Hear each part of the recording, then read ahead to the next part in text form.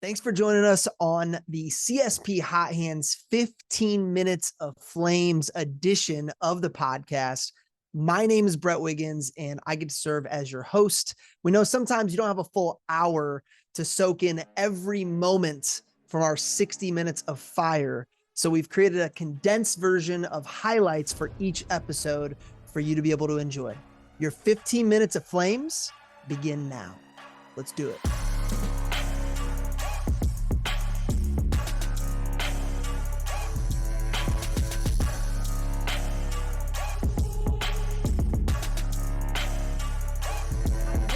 Things people should do in their CRM, but they aren't. Like the things that make you want to scream because they are leaving so much CPO on the table or repeat business or relationships, but they're just not taking action. Yep. Such a good question. And I could probably answer with so many answers. Let me say this. Yeah. And this is coming down. This has been coming. So I'm also part of the Business Gift Council, right? Which the whole, if for anyone that doesn't know, the CGP, right? Cocoa Gifting Professional, the whole program is coming out. It's rolling out. They're going to be announcing it at the CGP Summit in January. Let's go. So I know it's so exciting. And so, we're working on tools for that too. But what's cool is the constant talk right now in that group about customer experience, right?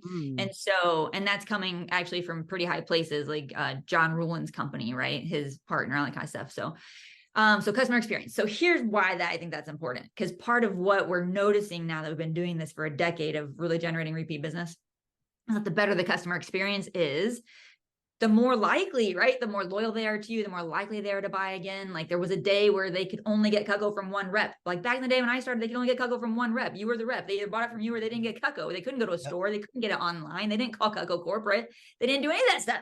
Now they can get Cutco a lot of ways. So you have to work a little harder at being a person they want to be loyal to, right? So customer experience is really important.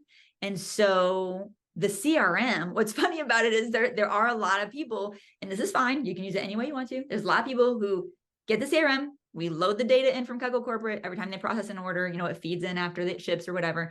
And so that's all they do. So they don't touch the CRM other than to go in and send out an email and generate more action, whichever they're trying to do in that email. But they're not really keeping the CRM up to date. So where I see the difference is for the people who are like going in and taking notes, adding the wish list, making a note of the communication you just had with them so that 2 years from now, when they talk to you again, you can read that note and remember where you left off. Anytime my brain goes, you'll remember, I will not remember. That's my trigger to go do the thing that I got to do. Is there anything that you see a lot of CSPs doing with their marketing, but they shouldn't be? Like any mistakes where you're like, I don't know about that. No, easy. So here's the biggest mistake I think that most people make before they are taught this, right? And that is that, especially nowadays, it's becoming even more important as time goes forward. And that is because there's so much noise now, right? So much noise and technology and automation and all that stuff. And everything is so impersonal because of that. Yep. And so the biggest mistake I see people make in their marketing is when they send something out and they speak to the whole group. So the way they write it is, I love all of you, and this is going out to all of you. It's like that kind of verbiage of like all of you and all of you and all of you. And I see that a lot. And it makes sense because when you're writing it, you're actually in your head, you're talking to all of them. But just like everything else, you want it to feel like it's personal to them. So you want to write it in a way that's more like, hey, Brett, I appreciate you so much. Sometimes I'll even put like for you and all of my other clients, but I still want it to feel like I'm talking to you, not to everyone, right? So that's the main thing, is making it as personal as possible. Because that's, again, the thing that's going to set you apart. It's interesting because I see some marketing go out that's very corporate looking, and that's fine. It looks really nice. And I think it helps Cutco. It's the same reason that like Apple, Tesla, any of those guys who market, they don't market to like, they're not marketing to build a relationship. Apple doesn't want you to love the guy at the Apple store because he might not be there. They want you to love Apple. Yeah, that's correct. And so if you're sending out corporate stuff, it's like, cool, you're helping Cutco Corporate, and that's cool. I love Cutco Corporate. We should help them. But like if you're trying they've got a huge marketing budget on their own. They got it. Steve P, shout out Steve P. They're on it. They got it. Exactly. But if you want them to like be loyal to you, give them a reason, right? And be a human and like, talk to them like a human. That's all. Now, if I'm on the newer marketing side of my business. I'm just really getting started. I know we've got some CSP candidates and kind of first, second year CSPs that listen too. What would you, if I'm nervous, if I'm like, I haven't really spent money on my business yet, and I've Mhm. gotten this far, like, what would you recommend diving into initially? Where do you believe a Yeah, CSP should start investing into marketing? that's a good question. And by the way, I did listen to your interview with Jess. And so the same way Jess was like coaching, is an Yeah. investment, not an expense, the same way you guys talked about that, right? So there are some of these things that we Mm, feel the exact same way about. yeah. Um, but I would say, here's what I would say. Even if you don't want to spend any money, you can start doing this stuff, not spending any money. Because when you're younger in the business and you don't have as many customers, it's not like you're blasting out to 6,000 customers. So if you have 200 customers or 300 customers or whatever it is, if you wanted to, you could sit down for an hour a day for a week and just send the same email. Like, don't send one email to 300 people on Gmail or whatever. Like, sit down and like, you can copy paste, put a different name in, copy paste, put a different name in, because you don't want everybody to see everybody's email addresses. They don't like Right. that. Yeah, blind carbon copy, whatever. But you can get emails out to people that are very simple of just, hey, was thinking about you, appreciated you, thanks so much for your time again. Just thought I came across this and thought you might like it, and then put a cool recipe in there. That's all it takes. It doesn't have to be a lot. So just, or simple text, right? From your phone to their phone, not like through a texting system. It doesn't have to cost you anything to do those things. And if you do those things early enough, early on, you start getting customers used to it, so that even when you do get into a system someday, it's already working. Mm. And that's usually what, if every CSP that has been with us for a long time, if I could tell you what most people say, the only downside is they all say, I wish I had started this stuff sooner. Because so many of us have customer lists where we don't even communicate with Oh, people. I can't, like the idea of like importing all of these clients that were before my CRM, they don't have everything. It'd be worth it, but man, you're Yep. talking about, Yeah, they have I service might too. be underestimating a full weekend of no work, no shifts, no, like, I'm just gonna do this for 12 hours a day, 2 days. Ugh, I just want to throw up thinking about it. So here's what's funny, actually, because it just made me think of this. So there's been so many times when someone joins the CRM, buys an email from us, sends it out, and then they'll send me a message like, the response I got from that one email just paid for the entire CRM and marketing for the year. And I'm like, I know, right? But that's just because it was that first email and they hadn't talked to those people for like years. Imagine Like, if you were doing this every single campaign for the last 20. Yeah. but then here's what I can tell you too, Brett. So even though we've sent the same exact email out for different reps, like we'll create a template, we'll customize it to the rep, but essentially it's the same message, right? Same images, same layout. And then one rep gets a lot better results than the other. Here's what I really hope Mm-hmm. that everyone hears when I say this too.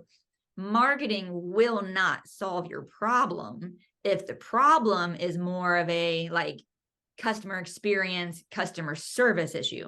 And what I mean by that is we've had people in the past too, where like they go, I don't understand why I'm not getting any results on these sale emails I send out. And then I look at their stuff and I'm like, well, firstly, you're only sending sales. You're not ever sending any value. You're not offering service. Like, so eventually they're just going to tune out. Right. And then also, like, if you have that customer list where like they reach out to you and they go, hey, I need help with this or I need help with that, but you just aren't good yet at your system. So you're not getting back to them in a timely manner. You're not helping them. They don't feel like they got the service they thought they were going to get. Well, Yeah. then sending out a cool email is not going to solve that problem either. It So it's almost a is a whole, magnifier. It's like whatever the state of your business is, if it's great and you provide great service and people love you, this marketing is going to magnify that. And if you're lazy and don't fulfill promises and don't provide service, and you're only trying to sell, then they're already going to feel a certain way about you. Seeing your name pop up in an email is going to trigger some negative it reaction, could, right? or they're just like everybody else is busy and they're just Delete. like, oh, I don't need any cargo right now, delete. Yeah. If they see it come through and they're just like, oh, I don't need cargo right now, delete. And they don't even open it. But that's why if you send enough value that they go, oh, that was a cool recipe, or oh, that was a really fun thing, then they're like, I wonder what Brett sent me this time. And then they open it, and at least in that time, maybe it's a sale, and they're like, oh, maybe they need it or maybe they don't, but at least they For looked sure. at it. How do you get so much done in what I've been told is a very, very little amount of time? If you're still tracking and categorizing all your own expenses, I have a message from your CPA. Stop. If you're listening to this podcast, chances are your goals include growing your sales. And one way to do that is delegating admin responsibilities by trading time for money. Rising Stock and MyBooks.pro is exactly what you need. Rising Stock is an all-encompassing financial tracking and coaching program where MyBooks.pro is exactly what it sounds like. They just do your books. You can choose to just have them track your expenses or take advantage of everything they have to offer. Do your business and your CPA a favor by scheduling a free intro call today at linktree/CSP60. That's linktr.ee/CSP60. That's linktree/CSP60 with a dot before the two E's.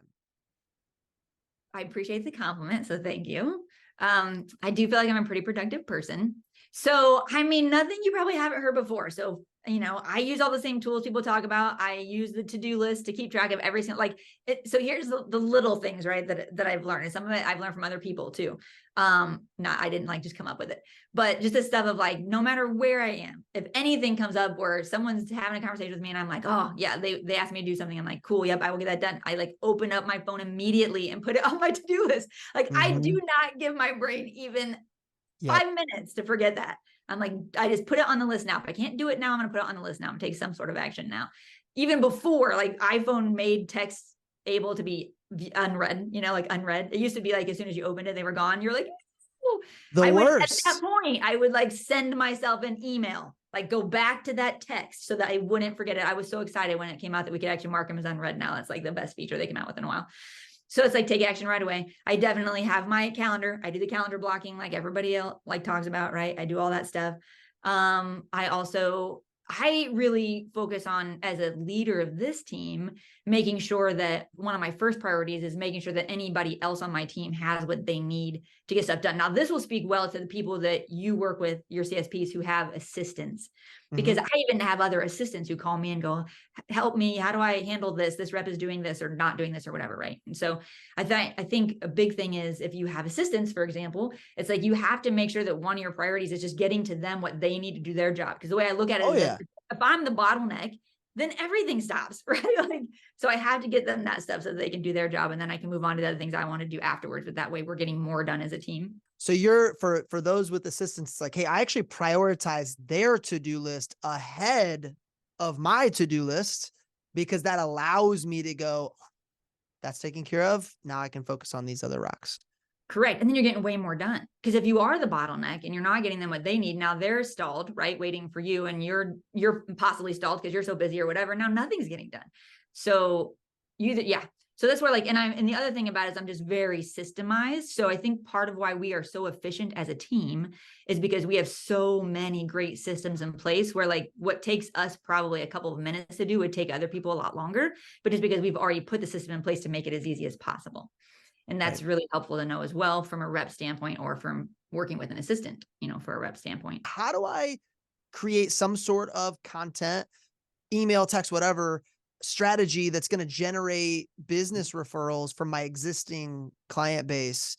Do you have a good answer to that question? It's probably different for everybody, but what's that look like? Well, I can tell you a couple of things that have been really popular that have been working for people to get results. So, obviously one is, at the booth. So anytime now that we have a number of people doing well with business gifts, seems to be pretty common that any event they work, even if it's a residential event, right? That while they're at the booth, they're still always asking every single person. So just last week, I was talking to someone who had their best business gift sales so far this year, overall over 100 grand in business gift sales. And they were like, so here's what I've been doing that's been really good, is that after I get the order, the residential order, whatever, and I've got the credit card, right? I'm writing up the order. Then that's where I go into that conversation of oh, great. What do you do for work? And then go into the add-ons of business gifts if that comes to it. The other thing is, a lot of times it's coming up before that because they have so many logos displayed in the booth now that it just naturally, customers are like, oh, what is this? And then they're oftentimes talking about business before they even get into what they would normally talk about with Cutco. So that's really helping, having a lot of different varieties, also having a lot of stories to go with the logos you're displaying. So they're saying, mom and pops and, residential, realtor, roofing, all different types of industries. And then having that be your customer and being able to be oh yeah, here's the story of that customer. Probably don't it's the same. I want something I always tell my managers is everything's a demo. So I'm everything's a demo. You're always going to build rapport, create the problem, create value, XYZ. Everything's a demo.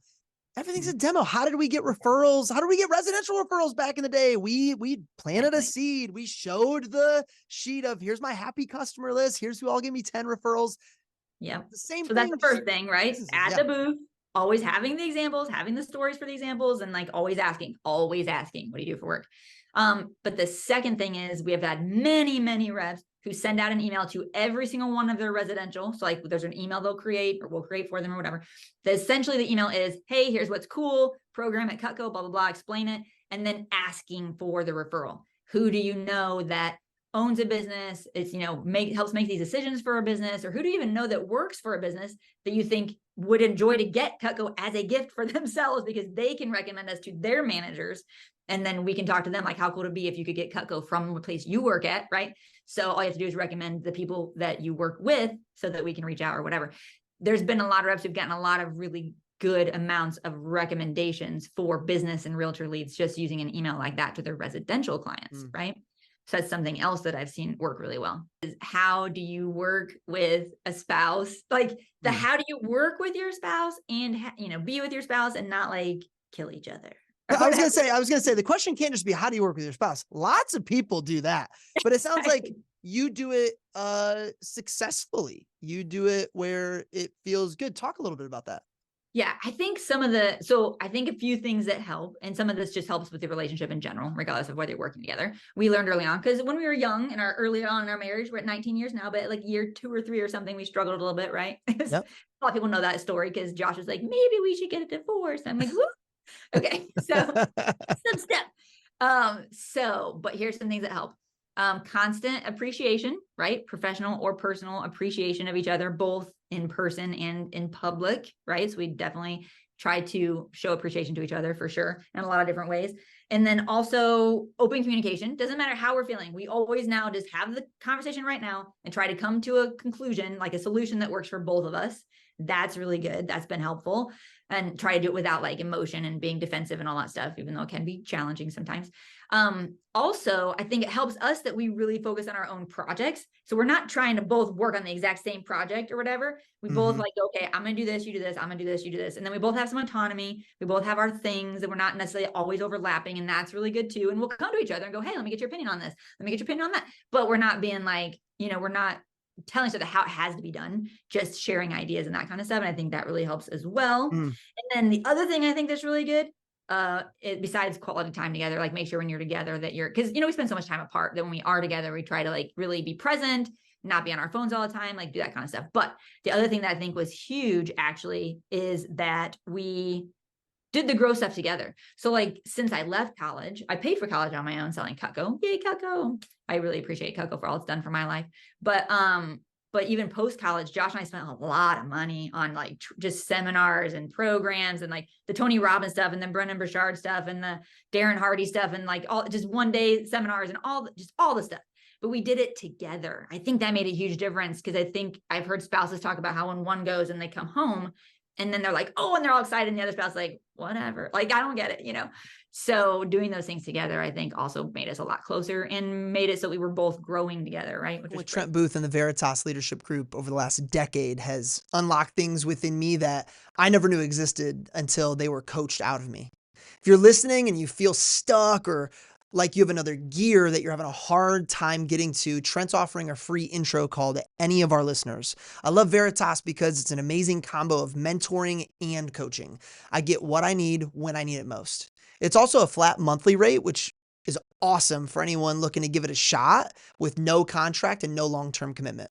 Schedule a call with Trent today by going to linktree/CSP60. That's linktr.ee/CSP60.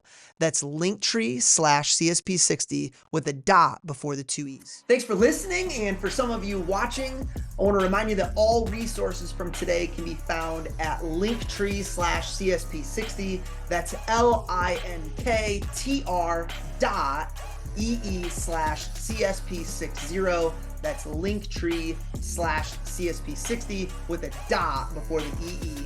If you want to be a member of our live Zoom audience for one of our upcoming shows, email bwiggins@vectormarketing.com. That's BWIGGINS@vectormarketing.com. If you loved what you heard today, I'd be honored if you followed, subscribed, or even rated us on whatever platform you use to find your 60 minutes of fire. We'll see you next time.